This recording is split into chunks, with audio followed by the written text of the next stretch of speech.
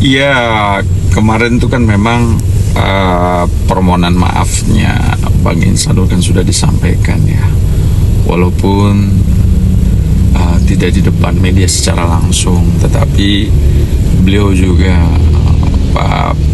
penyampaian permohonan maafnya itu kan disampaikan melalui media sosial, yaitu Instagramnya. Artinya secara tidak langsung, walaupun itu tidak di depan media, tetapi ini merupakan permohonan maaf yang juga terbuka untuk umum ya. Artinya banyak followersnya atau netizen yang juga mengetahui permohonan maaf itu disampaikan kepada Mbak Mawa, kepada orang tuanya dan kepada seluruh keluarga besarnya. Jadi ya harapannya permohonan maaf itu bisa diterima oleh Mbak Mawa kan. Terkait masalah Mbak Mawa pergi umroh dan menolak permohonan maaf itu semua kan kembali kepada pribadinya Mbak Mawa ya. Biarkan dia berpikir, biarkan dia merenung ya, biarkan dia mengambil keputusan dengan hati yang tenang ya kan.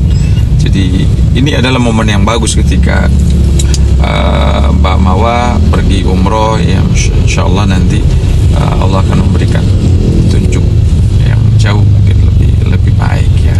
Jadi kita juga harus menghormati apapun itu nanti keputusan yang Mbak Mawa ambil gitu. Kalau dari sisi hukum, balik lagi bahwa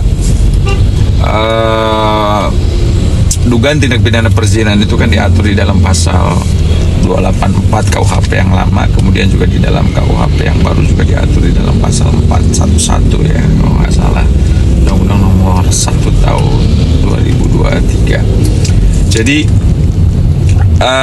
kalau memang unsurnya terpenuhi, maka laporan ini kan akan naik ke penyidikan. Jadi kita hormati proses kepolisian ya, kita yakinlah kepolisian bisa bekerja dengan baik.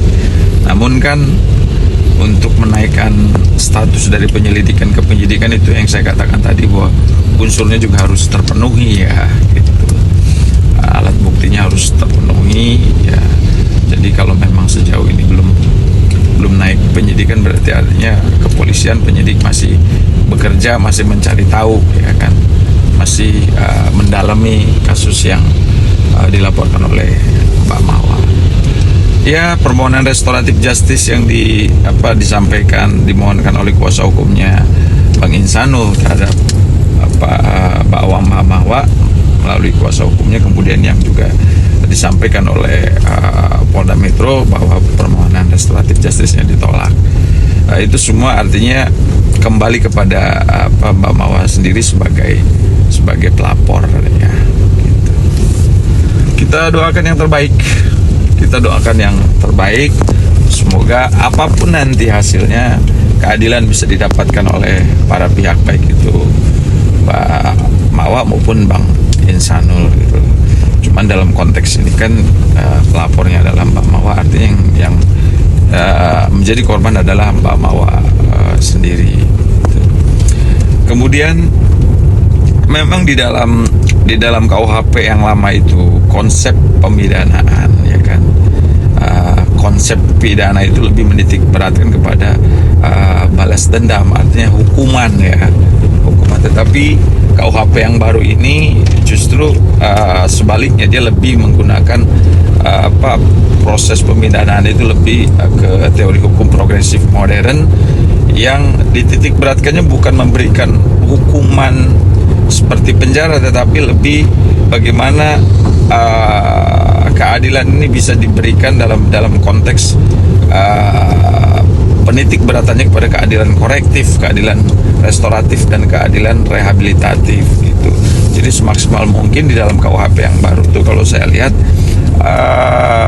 penjara itu adalah salah satu solusi terakhir selama memang masih bisa menggunakan yang tadi rehabilitatif, korektif, dan restoratif justice itu. Restoratif itu yang akan didahulukan dalam memberikan sanksi terhadap pelaku yang diduga melakukan pelanggaran atau melakukan pidana. Oke, thank you. Assalamualaikum warahmatullahi wabarakatuh.